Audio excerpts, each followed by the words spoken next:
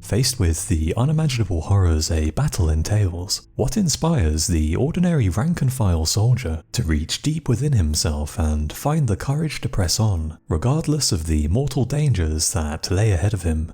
How did certain leaders possess the ability to tap into an almost ethereal pool of unbreakable resolve and unwavering loyalty in their troops to bring about victory at crucial flashpoints in history when it would have been understandable for the courage of even the bravest man to falter and fail? Here are my choices for 5 ways that military leaders have inspired and rallied their armies throughout history. What greater act of dedication is there than that of self-sacrifice, willingly ending one's own life on the battlefield in exchange for victory?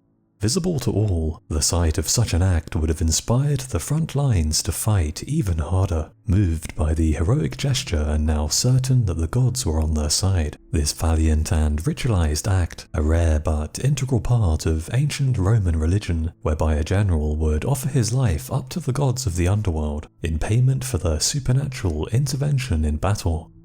Usually reserved for only the most dire and desperate moments in Roman history, an embattled general would call upon the gods for assistance during Rome's greatest hour of need, gladly offering his life in payment for victory before charging forward alone, throwing himself deep into the fray and a certain death. His heroic and patriotic sacrifice not only rallying his own side to fight on with renewed courage, but also intimidating his enemies who were now left unsettled and unnerved by such a dramatic and brave gesture.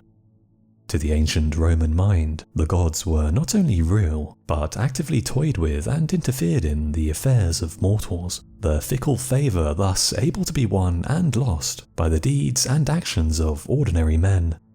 It would be out of this certain belief in the supernatural that complex traditions and rituals would be born, for if such heavenly powers existed, would it not be prudent for ambitious men to attempt to harness them for his own gain? If the gods truly were always watching, then surely the battlefield would be where their gaze was most intense. Roman success in warfare had already convinced her people that the gods must surely favour the legions, but an unusual ritual known as the devotio would take this belief a step further, as military commanders began willingly offering up their own lives in battle in an attempt to win divine favour. Man's inherent desire for self-preservation ensured that this custom would be extremely rare. However, there are confirmed instances where at an emergency flashpoint in Roman history, a battlefield leader emerged who was willing to sacrifice his own life to secure a crucial victory. Staring defeat in the face and feeling the weight of history upon their shoulders, these leaders invoked the rare custom of devotio as a last resort, which they hoped would turn the entire battle around, the heroic sacrifice in combat blessing their own side, while at the same time cursing the enemy. Under the supervision of a qualified priest, and in full view of his legions, the volunteer would first adorn himself in a special white toga with a purple stripe around the edge, before placing his foot upon a ceremonial spear and reciting his vow to the gods, the litany confirming his willingness to deliberately seek out death in battle in exchange for victory, for only those acting of their own free will could earn divine favour. A man forced into the devotio would merely anger the gods. With the ceremony complete, the warrior would advance towards the enemy alone, throwing himself into battle where the fighting was thickest, his subsequent glorious death cursing his foes and ensuring that the gods would intervene on the Roman side, while at the same time rallying his own men who were now instilled with the belief that their victory was assured. One of the earliest and most well-known examples of the devotio occurred during the Latin War at the Battle of Vesuvius in 340 BC. At this point in history, the young Roman Republic was little more than a powerful city-state, the mighty empire she would eventually rise to become, a mere wild dream that few would have dared to think possible. The path to expansion that lay ahead was perilous indeed, with the rest of the Italian peninsula populated by a patchwork of mighty city-states that were collectively known as the Latins, each one almost a carbon copy of Rome in terms of culture, language, government, and perhaps most worryingly of all, fighting technique and ability. Each Latin faction possessed just as much courage, determination, and military potential as the Roman Republic itself. Yet if Italy was to be brought under the control of one people, each of these mini-Romes would have to be overcome and conquered, a task that would require an immense level of resolve, leadership, and struggle, and perhaps even the intervention of the gods themselves. Fearful of the Romans' ever-growing power, the Latins banded together to wage war against their upstart brothers, the coalition they formed posing such a threat that the Romans dispatched both of their consuls into the field to operate jointly. If the Republic was to survive, she would have to muster all of the force at her disposal, yet even that might still not be enough. While encamped and preparing for the showdown to come, both of the Roman consuls are said to have simultaneously had a dream which revealed that Rome would only be successful if one of the consuls died in the battle to come. When the two men woke, they made a pact agreeing that whichever man met the Latin army first would sacrifice himself in a devotio to secure victory for Rome. When the battle commenced, fate ordained that it would be the consul Publius Decius Mus who came upon the enemy first, and as the front rank of his men began to fall back in the face of the relentless Latin attack, he knew that his time had come. He summoned the chief priests of Rome to begin the ceremony, shedding his armor in favor of the toga praetexta, the sacred purple-edged robe of the devotio. As he stood on the spear and recited his holy vow, he urged the gods to accept his imminent sacrifice and intervene on the legion's behalf, filling their hearts with courage while striking terror into the enemies. With the ceremony complete, he mounted his horse and advanced towards the Latin lines alone, charging into where their strength was at its greatest, as he willingly and eagerly sought out death. Well aware that this lone warrior was attempting to perform a sacred devotio, the nearby Latins refused to engage and melted away from the consul on all sides, no man willing to be the one who cut him down and unleashed the curse. However, eventually the rampaging Publius Decius Mus was brought down by a Latin javelin, his duty fulfilled, his oath honoured. With the devotio complete, the Romans rallied and surged forwards, now certain that the gods were with them, and as the sole surviving consul led his forces into the fray, the Latins were routed and fled for their lives, as many as 3/4 of their number left dead on the field. Rome had emerged victorious from this critically important conflict, perhaps largely thanks to the sacrifice of Publius Decius Mus. However, the fallen consul's tale would not end there. Some 45 years later, the son of Publius Decius Mus, a man who bore the same name and rank as his father, would also find himself at the head of an army during Rome's hour of need, when once again the Republic found herself beset on all sides in a life-or-death struggle with her Italian neighbours. What became known as the Third Samnite War broke out in 298 BC, when the Romans found themselves threatened by a formidable coalition of Italian powers who were determined to check their growing dominance over Italy. This powerful alliance of Samnites, Gauls, Etruscans, and Umbrians brought the Romans to the brink of defeat, and as the two sides prepared to do battle at Sentinum in 295 BC, it was clear that only one side could prevail from the fight, the victor rewarded with mastery of Italy, the vanquished consigned to the pages of history. After a tense 2-day standoff, the Romans finally attacked. However, the eagerness of the legions quickly evaporated when they encountered the fearsome war chariots of the Gauls. This would be the first time a Roman army had encountered this terrifying weapon, and as the shocked men were mown down by these tanks of the ancient world, morale collapsed and panic spread through the ranks. The Roman front line began to buckle and break under the weight of the enemy charge, and as the Gauls surged forward, it seemed as though the entire Roman army would be overrun and crushed. The consul shouted to his fleeing legions, urging them to stand their ground and hold the line. However, the panicked men ignored his calls and continued to run for their lives. Defeat and disaster was upon him. However, in the most desperate and hopeless moment of the battle, Publius Decius Mus would show himself to be worthy of his name. Having lived under his father's heroic shadow for so long, the weight of expectation bore down upon him, the burden of the family name he carried inescapable. This was the moment he was born for, his fate entwined with his father before him. Publius Decius Mus accepted that only one course of action lay before him. Invoking his father's name, he called the chief priest to his side and began the ritual of the devotio, standing on his spear and reciting the same oath as his father some 45 years ago at the Battle of Vesuvius, pledging his life to the gods in exchange for victory. With the ceremony complete, the consul mounted his horse and advanced alone, willingly charging towards the Gauls and certain death in full view of his astonished men.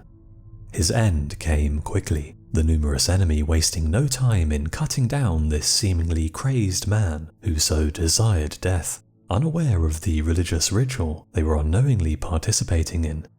With Publius Decius Mus now joining his father in the afterlife, a surviving Roman general rode along the crumbling Roman lines, eagerly spreading news of the heroic devotio. Convinced that the wrath of the gods had now been brought down upon the Gauls, the wavering Romans rallied and went back on the offensive, decisively crushing the enemy in a sudden and dramatic reversal of fortunes. With 25,000 Gauls dead upon the battlefield, victory had been secured, disaster averted. The Roman Republic had been brought back from the brink of destruction and oblivion in a battle that is widely viewed as one of the most pivotal in history. It's said that the body of the slain consul lay undiscovered for the entirety of the next day, so deep was the pile of enemy corpses underneath which it lay. The fallen hero had secured his place in legend like his father before, yet the tale of this remarkable family still contained one more chapter. The third generation in the family line, again named Publius Decius Mus, would find himself in the same situation as his father and grandfather some 16 years later, as once again Rome faced annihilation. The Greek king Pyrrhus of Epirus had earlier invaded Italy to assist a Greek colony in the south, this talented tactician sweeping aside Roman armies as he advanced north. So serious was the situation that at the Battle of Asculum, the third Publius Decius Mus began preparing to carry out the family tradition of devotio. However, in the heat of battle it appears as though he was robbed of his sacrificial birthright. In a testament to how potent the devotio could be, King Pyrrhus forbade his men to kill Decius, well aware that if the devotio was successfully carried out, his enemy would rally while his own men would panic, endangering the entire battle's outcome. He informed Publius Decius Mus that the planned devotio would not succeed, a move that seems to have been enough to discourage the man from making the attempt, as being captured during a devotio would have had the opposite effect, bringing the gods' wrath down upon the Romans instead of the Greeks. It could be said that the mark of a truly great leader is a willingness to suffer the same risks as those he commands, yet at certain moments in history, a rare breed of leader emerged whom was not only prepared to endure the same hardships as his men, but also gamble his own life in single combat against an enemy general or champion. This show of bravery in full view of the watching soldiers, fortifying their morale for the coming battle, while at the same time spreading fear, panic, and despair amongst the ranks of the enemy should he vanquish the champion. Yet occasionally this act of single combat would end a battle before it had even begun, with both sides' leaders agreeing to abide by the outcome of the duel, without the need for a costly battle, in doing so sparing their own armies the horrors of war, and perhaps saving thousands of lives in the process. As a result of modern technology, contemporary warfare usually involves the delivery of death from afar, yet before the age of gunpowder, the bloody business of battle involved getting up close and personal with your foe. With thousands of men fighting for their lives in a confined area, combat would descend into close-quarters butchery, as armed with what amounted to little more than a sharpened piece of metal, each side attempted to stab and hack the flesh from the bones of their foe, before the same grisly fate befell them. To make matters even worse, death from any injuries received would usually not come quickly or painlessly, the unfortunate fallen combatant often lingering in a painful limbo between life and death before finally succumbing to the horrific wounds. Faced with such a violent ordeal, it's no surprise that the prospect of battle would have been extremely daunting for the common soldier. But what if there was a way to avoid such bloodshed and slaughter entirely, while still settling the disagreement with the honour of both sides remaining intact? Enter the almost mythical act of single combat, whereby the leaders or chosen champions of each side would agree to a duel in place of a battle to spare the lives of the ordinary men. Such a valiant spectacle might conjure up images of Achilles slaying Hector in the Trojan War, or the biblical story of David versus the man-giant Goliath. Yet although seemingly the stuff of legends, the notion of single combat is an event rooted in historical fact. In full view of the respective armies, these leaders or chosen champions would engage in a fight to the death to decide the outcome of the battle without the need for mass slaughter. This single duel between skilled warriors, avoiding a costly clash of arms that might drain both sides to such an extent that they could be rendered vulnerable to a watching predatory third power or common rival, who could easily sweep in and crush the now weakened combatants. By settling their differences personally in a man-against-man duel, leaders could resolve disputes quickly and cheaply, while at the same time demonstrating their heroism and martial abilities, qualities that would greatly enhance a leader's reputation amongst his followers, making future victories in a full-scale battle far more probable. The morale of the rank and file buoyed by their leader's fearlessness and willingness to risk his own life in their name. This remarkably potent effect on allied and enemy morale would see single combat prior to a pivotal battle becoming a tradition adopted by cultures all over the world, this almost gladiatorial contest before the main event serving as a way to distract the men before the looming carnage and slaughter, while providing a dramatic morale boost to the victorious side. After all, each man wants to fight on the side with the greatest warriors. While the duels were often fought by the leaders of both armies, they could also utilize a chosen champion, men considered to be the most skilled killers each side has to offer. Whilst lacking the dramatic spectacle of seeing two generals or kings face off against one another in place of their men, these contests could have a similar effect on the victorious side's morale, the titanic struggle between the best warriors each civilization has to offer, either inspiring or demoralizing the men, depending on its result. Unsurprisingly, it would be the Romans who embraced the notion of single combat. Raised upon a diet of tales of Achilles and Hector, combat and violence was glorified and even romanticized during a boy's education. The idea that might equaled right, an integral part of Roman culture. Yet instead of these duels taking place between two gladiators upon the sands of the Colosseum in front of a baying mob, they would instead be fought between commanders of volunteer champions upon the no man's land between two opposing armies, the eyes of their fellow warriors watching each stroke of their sword with bated breath. In fact, single combat was so idealized by Roman society that it was even embedded within their founding mythology. Romulus, the man who established the city of Rome, is said to have been the first Roman to engage in what became known as Spolia opima, the highly ritualized and glorified practice of stripping an enemy leader of his armor after personally slaying him in single combat. With Rome still in its infancy, Romulus was faced with a serious crisis. The colonists who populated his new city were primarily young and unmarried men, this lack of females threatening to devastate the city's population within a single generation. As intermarriage with neighbouring communities had been forbidden by their respective leaders, Romulus and his followers were forced to take drastic action in their quest for women of breeding age, lest their young city fall before it even had a chance to attain glory.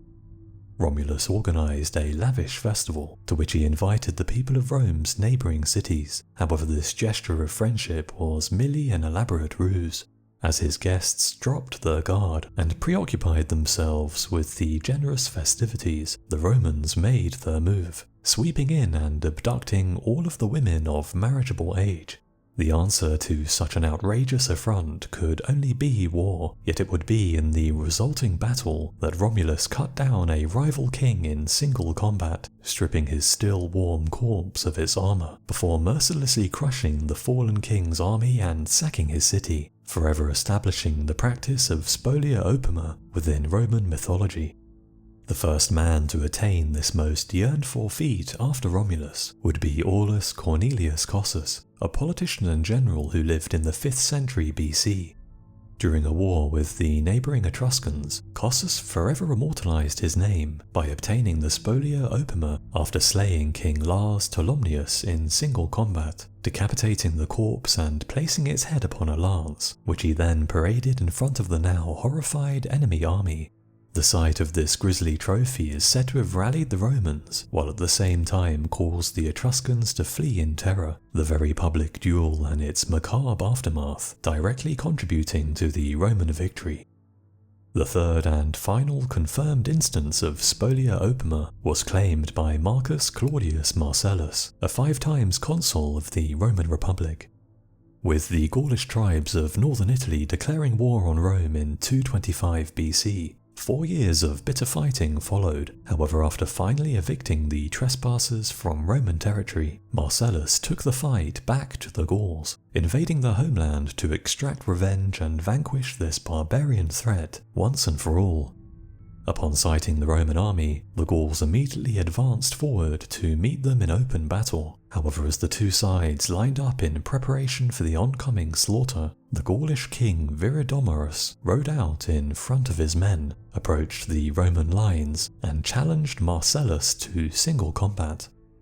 Refusing the duel would have been detrimental to Roman morale, and so unwilling to appear cowardly in front of his men, Marcellus accepted the challenge and charged straight at the enemy king, promptly unhorsing him with his spear before finishing him off with 2 precise and deadly thrusts.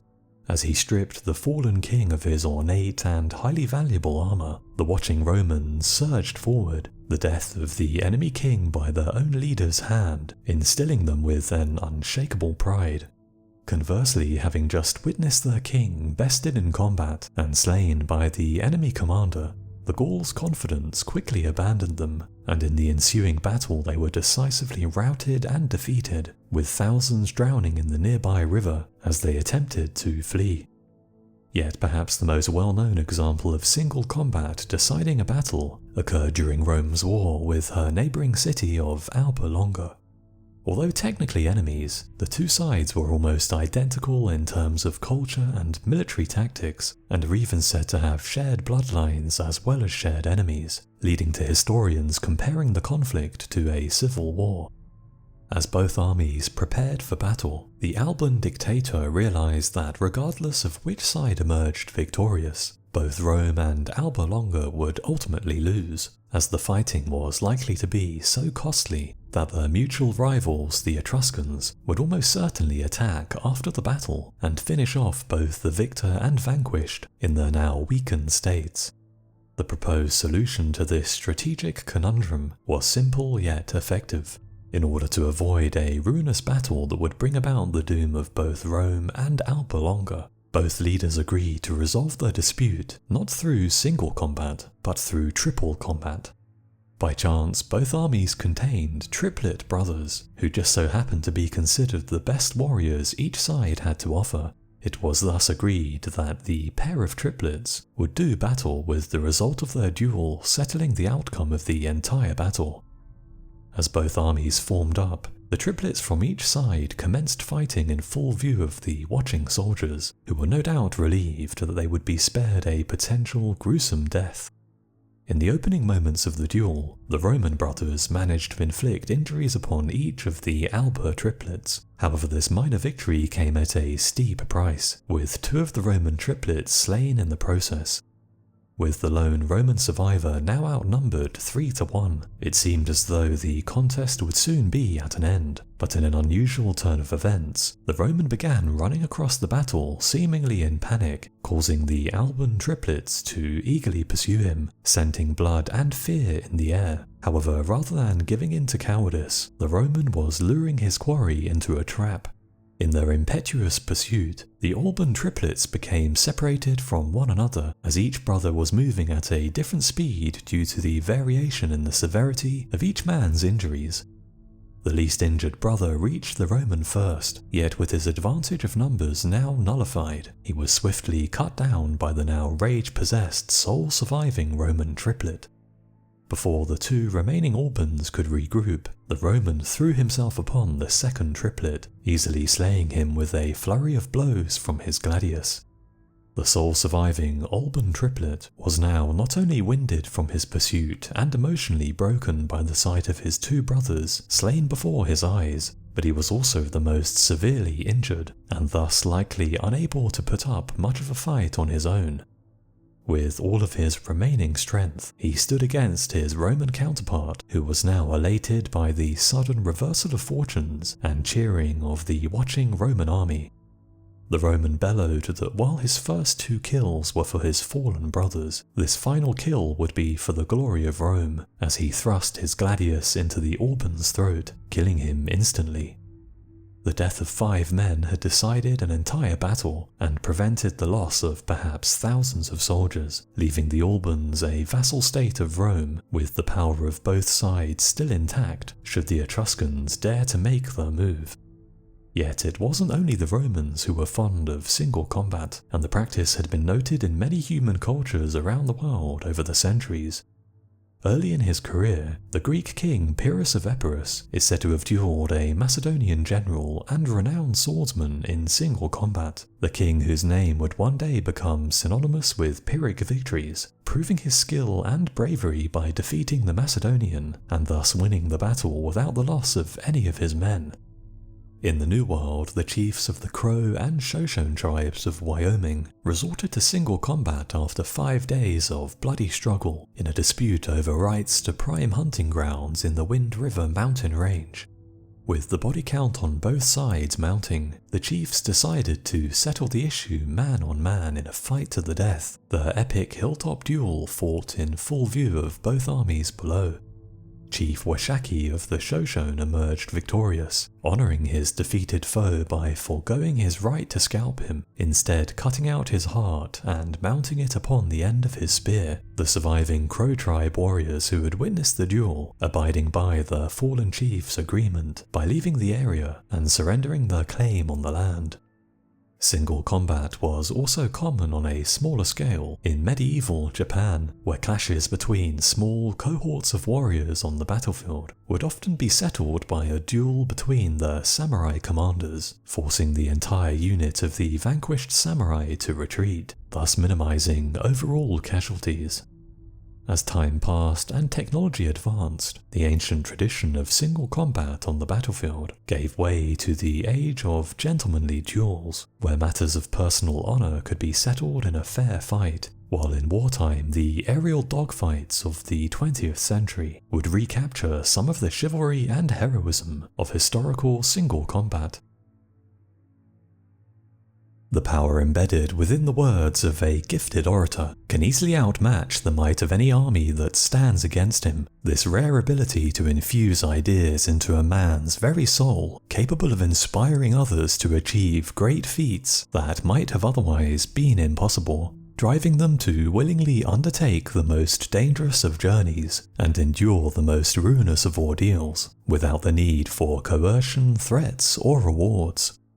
Since the beginning of time, truly great military leaders have been able to harness the power of their speech to inspire and motivate their troops into action. A few carefully chosen words delivered at the right time by a gifted speaker, capable of changing the outcome of an entire war. Yet, although desired by many, this almost magical quality is possessed by only a lucky few. One of these fortunate few was the legendary Alexander the Great, a man already blessed with tactical genius, intelligence, combatability, and the luck of being born as the son of a king. Facing mutiny and perhaps the loss of his entire legacy, Alexander would wield his words as proficiently as his sword, averting disaster and winning back the love and adoration of men who just moments before were ready to abandon their king in an incredible demonstration of just how influential and powerful a single speech can be.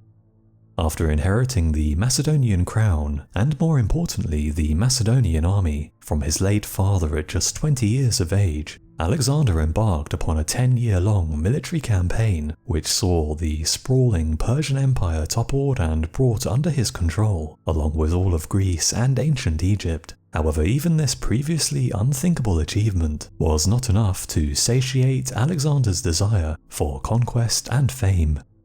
With fantasies of bringing the entire world under his control, Alexander pushed on into India, a region largely unknown to the Greek world. Yet despite the Macedonian phalanx once again proving its potency by overcoming the formidable might of the Indian King Porus, the men of the Macedonian rank and file began to realize that the world was far larger than they had dared to dream.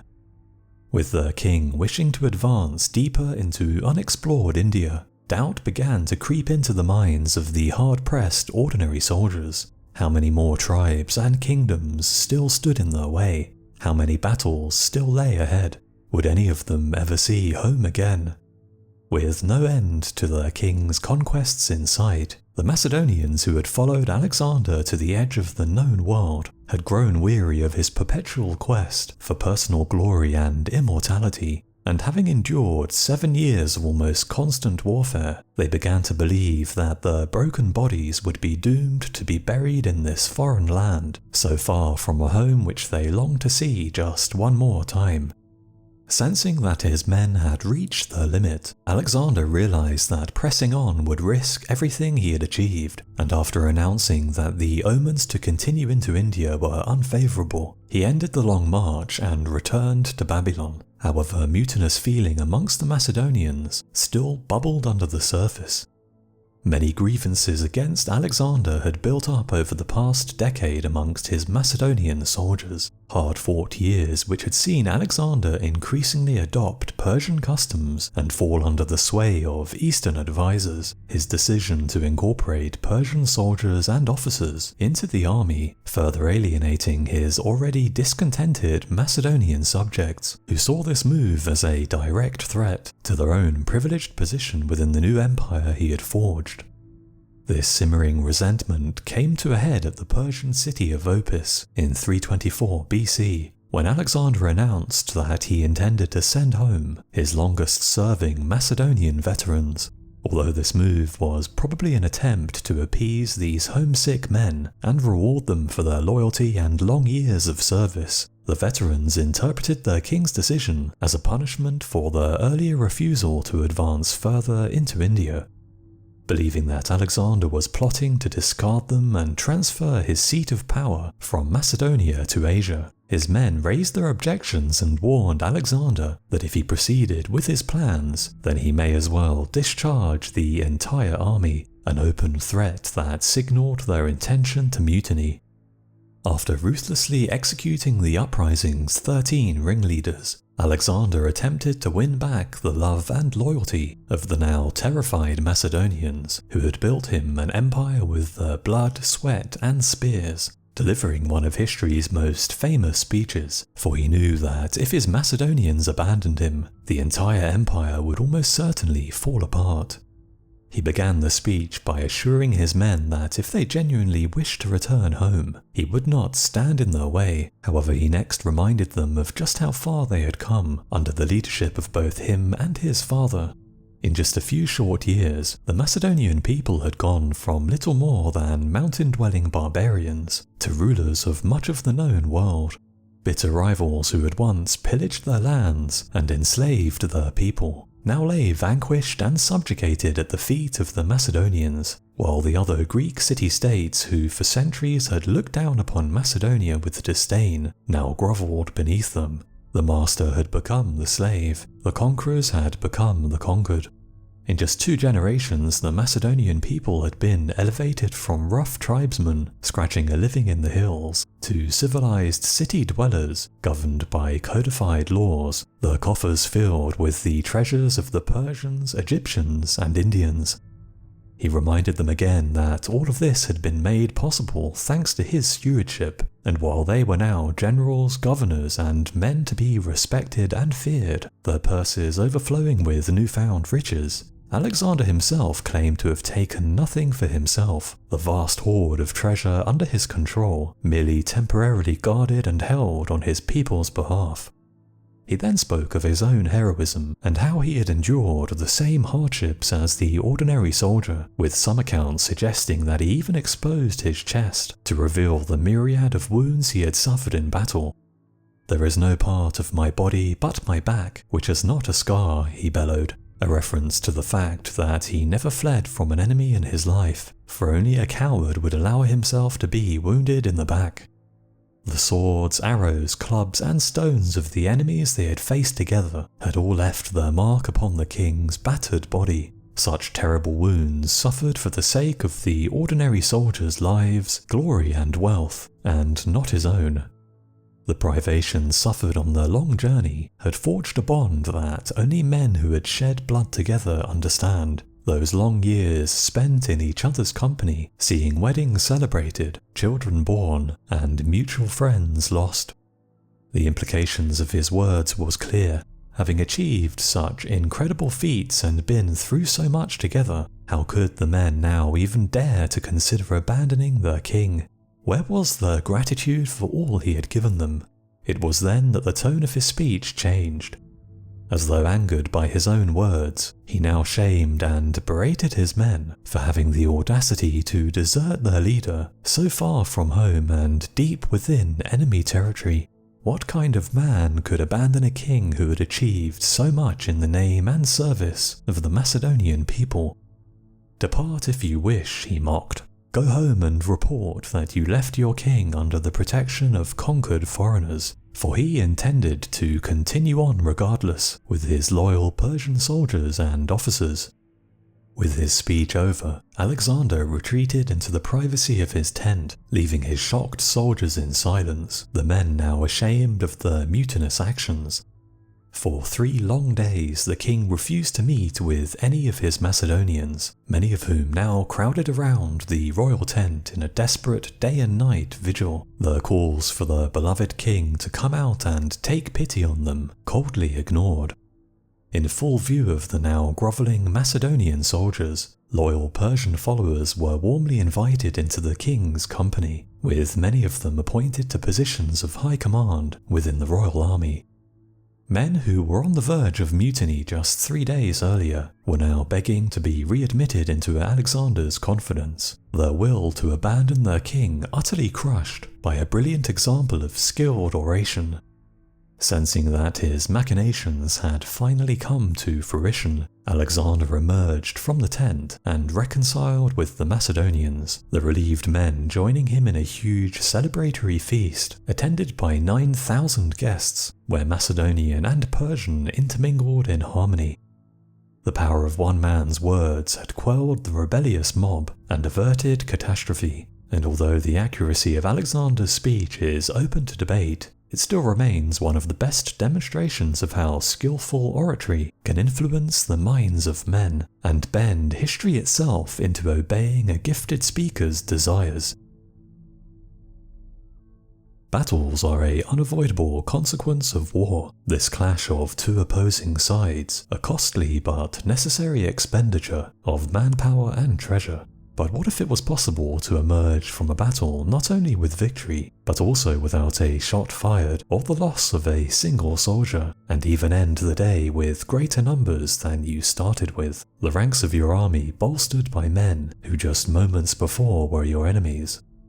Despite sounding like a tactical fantasy, this is exactly the impossible feat that a previously defeated and exiled Napoleon Bonaparte managed to achieve, a single dramatic and inspiring gesture averting bloodshed and possible defeat, while at the same time growing the size of his rebel army, as men who had been dispatched to kill the renegade emperor instead switched sides and joined Napoleon in one final roll of the dice, as he prepared to make his last stand against the enemies of revolutionary France. By winning over men who could have so easily ended his life, Napoleon demonstrated the unwavering love and devotion he could still command, the kind of power that many leaders desire but few obtain. The French Revolution of 1789 had sent shockwaves across a Europe which was still largely ruled by monarchs and their aristocratic underlings, this privileged hereditary class of the lucky few, watching on in horror as they saw their French counterparts ripped from their elevated positions and cast out into a society which hungered for revenge. If such an uprising could occur in France, then it could happen anywhere. These dangerous revolutionaries would have to be crushed, lest their insidious influence spread to other kingdoms. A great coalition of European powers formed against France and her leader Napoleon Bonaparte. However, rather than defeating the revolutionaries and restoring the old order, the conflicts that became known as the Napoleonic Wars actually led to the revolutionary regime expanding its borders and influence as her armies conquered vast swathes of Europe. In doing so, making both a hero and villain out of the man whose tactical genius had made it all possible. Emperor Napoleon Bonaparte seemed invincible and unstoppable. However, his meteoric rise could not last forever. The tide of war finally turned following the ruinous French invasion of Russia in 1812, a disastrous campaign that saw the bulk of Napoleon's once formidable army sent to an icy grave during its now infamous winter retreat. A subsequent catastrophic defeat at the Battle of Leipzig in 1813 broke the back of the already weakened French military, and with resurgent enemies closing in on all sides, a war-weary France saw that defeat was inevitable. With everything he had achieved now in ruins, Napoleon formally surrendered and abdicated his throne in April of 1814. The victorious Allied coalition wasting no time in restoring the ousted French monarchy to the throne, while at the same time exiling Napoleon to the island of Elba to live out his days in isolation and obscurity. With their nemesis defeated, the established order of European monarchs breathed a collective sigh of relief. After all, how could Napoleon possibly bounce back from such an epic fall from grace? However, a man who had once held the world within his grasp was unlikely to simply retire and live out his remaining days in peaceful anonymity. From his new island home, Napoleon schemed feverishly on plans for his grand return, quietly watching and waiting for the right time to strike, as loyal spies fed him a steady supply of information on the political situation unfolding in Europe. The peace that now reigned on the continent was far from harmonious, and with the victorious Allied powers attempting to redefine Europe's post-war borders at the Congress of Vienna, the conflicting demands of each coalition member stoked fiery disagreements between the former allies that threatened to escalate into outright war, while back in France the newly installed King Louis XVIII proved deeply unpopular. The situation seemed ripe for Napoleon to make his final gamble, the exiled emperor hoping that his dramatic return to France would cause a popular uprising that he could harness for his own ends, while the recent return of French prisoners of war would provide him with a ready-made army of veterans to wield. If Napoleon was to retake what had been lost, there could be no hesitation. Accompanied by a bodyguard of loyal supporters, on February the 26th, 1815, Napoleon undertook a daring nighttime escape right under the nose of the British Royal Navy, covertly sailing through their blockade of the island as he risked everything in one last roll of the dice. Landing at Cannes with just 1,500 men under his command, the task that lay ahead was daunting. Napoleon would need to retake his throne, liberate France from her enemies, and restore his former conquests, yet there was no guarantee that the French people would rally behind him. With no margin for error, he began his advance on Paris, his uplifting promise of free elections, political reform, and a return to the ideals of the Revolution, stirring his old supporters into action. As more and more veterans flocked to the emperor's side, the ranks of the tiny army he arrived in France with rapidly began to swell into a fearsome force that might soon be able to take on the world. For 6 days, none stood in the outlaw emperor's way, Napoleon's words alone enough to win over support wherever he went. But as his growing army reached Grenoble, a potential disastrous situation was awaiting him. The 5th Infantry Regiment had been dispatched by King Louis XVIII under strict orders to capture or kill Napoleon, the French royalists hoping to smother the flames of Napoleon's uprising before they could spread. As they blocked the road, the king's men lined up in battle formation, ready to open fire at a moment's notice as Napoleon and his army approached. The stage was set for a bloody showdown from which only one side could emerge victorious. With both armies primed for battle, a tense silence filled the air as Napoleon himself emerged from within the ranks of his men, advancing alone and unarmed into the no-man's land between the two sides. He fixed his gaze upon the men of the king's 5th Infantry Regiment, who had now levelled their weapons ready to fire, the barrels of their guns aimed squarely at Napoleon and the front rank of his troops. Eager to claim his prize, the commander of the royalist troops gave the order to fire. However, rather than unleashing the deafening roar of mass gunfire, his words were met by continued silence, the men under his command seemingly transfixed by the sight of Napoleon, whose presence rendered them unable to carry out their orders. With perhaps hundreds of guns pointed directly at him, Napoleon placed his life in the hands of chance as he tore open his jacket and invited the men who barred his way to kill him if they so wished. "If any of you will shoot his emperor, here I am." Almost as one, a wave of cheers erupted from the ranks of men who just moments before were his enemy. Lowering their weapons, they surged forward to their old leader, with cries of "Long live the Emperor." With a single dramatic gesture, Napoleon had averted bloodshed and won over the men who had been sent to kill him, instantly removing a clear and present threat to his plans, while at the same time adding the strength of an entire infantry regiment to his numbers, all without any loss of life. While lesser leaders often fear their followers, Napoleon's willingness to place his life in the hands of the common soldiers was enough to reignite the flame of loyalty that had been laying dormant during his exile. Napoleon himself would later recognize the importance of that one moment, stating that "before Grenoble I was an adventurer, at Grenoble I became a reigning prince again." In the wake of this mass defection, more regiments rallied to his side in the coming days, and by the time the high-ranking royalist Marshal Ney pledged his support, the path to Paris itself lay wide open. When the French king heard that even Marshal Ney had abandoned him, he saw the writing on the wall and fled Paris, fearing the loss of his head when Napoleon inevitably retook the city.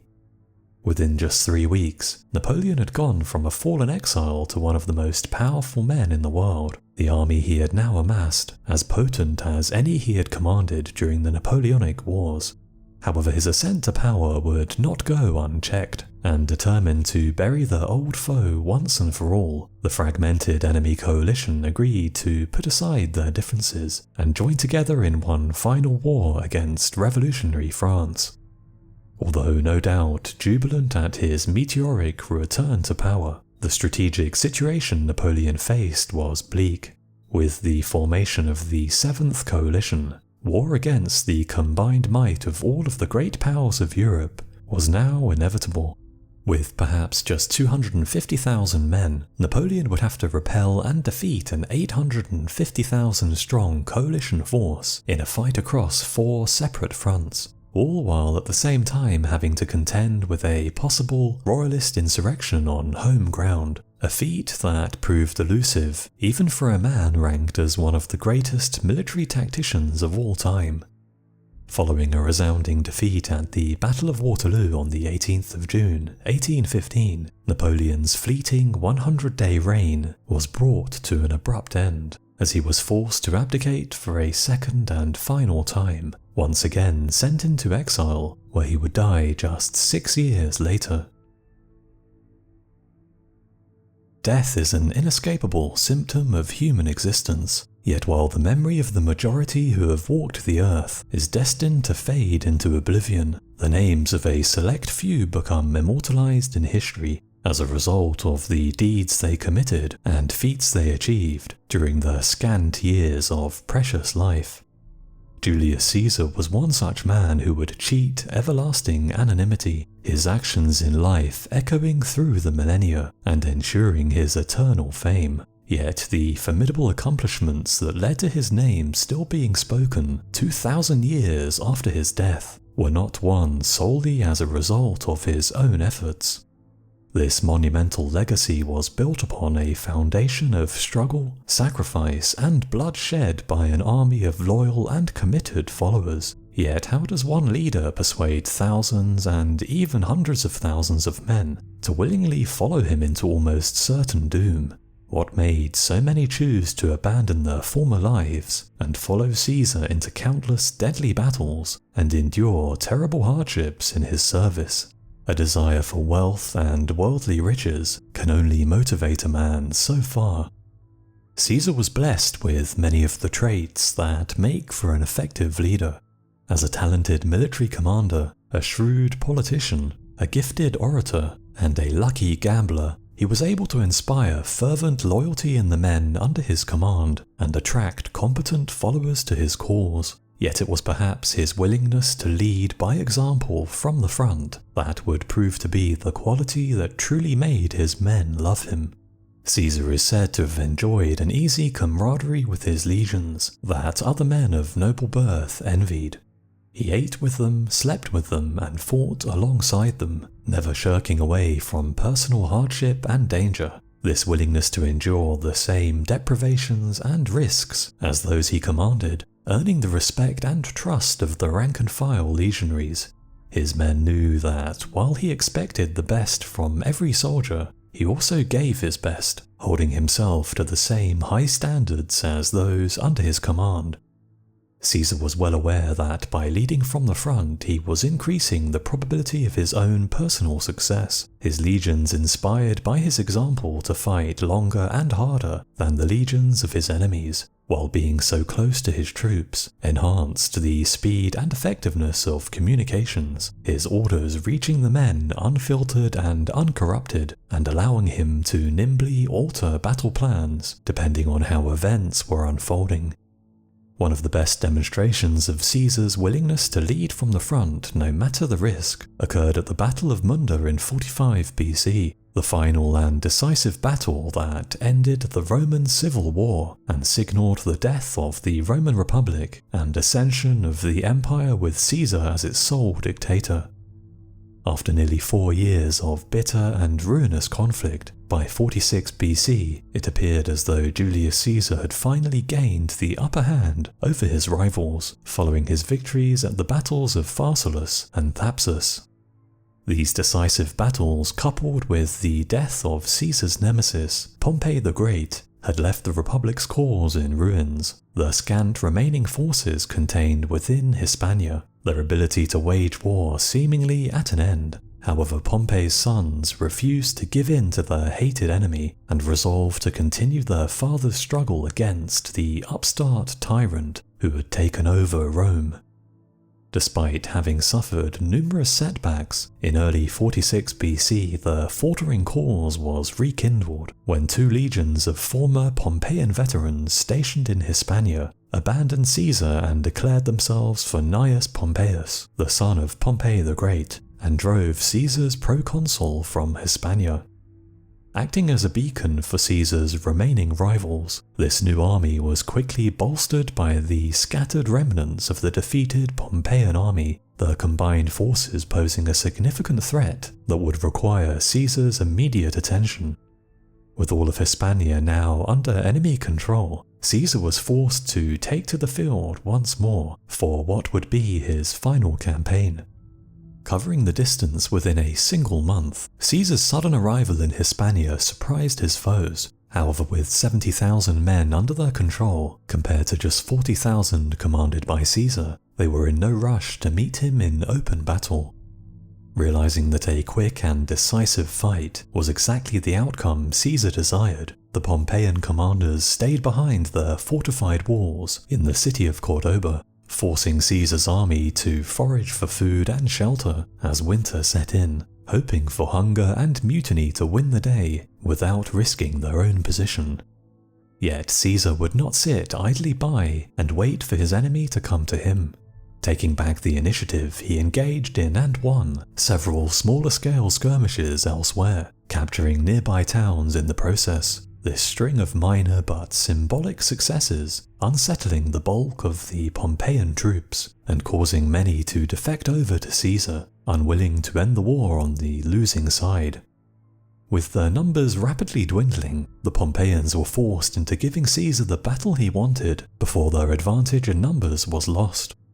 Taking up a position on the crest of a hill around 4 miles from the town of Munda, they prepared to face down Caesar one last time in what would be the final clash of this long and ruinous civil war. With nearly twice his number occupying the high ground, Caesar's options were limited. However, after failing to lure the Pompeians down from the hill, he ordered an all-out frontal assault on their position, his men fighting their way uphill as arrows and javelins rained down upon them. For several hours, waves of Caesar's men broke against the fortified Pompeian lines, both sides knowing full well that they were fighting for their very survival. There would likely be no mercy asked for or given. Exhausted and demoralized from hours of brutal and fruitless fighting, Caesar's mighty legions began to falter. With his entire army about to break and retreat, he once again gambled everything in one last throw of the dice. Facing total defeat and the destruction of his entire legacy, Caesar took personal control of the veteran 10th Legion on his army's right, seizing a shield from a nearby legionary and removing his helmet so that all could see who stood beside them.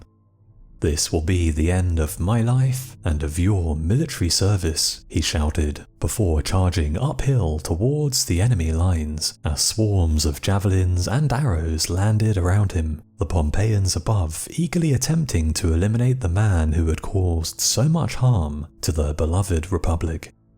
At the sight of Caesar entering the fray alone and placing his life in the hands of fate, the resolve of the watching 10th Legion returned, the men surging forward to rally around their beloved commander. With their leader now fighting by their side, the 10th Legion drove forward relentlessly with unbreakable determination, cutting down all in their path as they smashed into the enemy lines with wild abandon. In response to this dramatic onslaught, the Pompeian general redeployed an entire legion from his right to reinforce his left, which was now buckling under the weight of Caesar's charge. However, this tactical shift would cause a cascading effect that would lead to his army's destruction.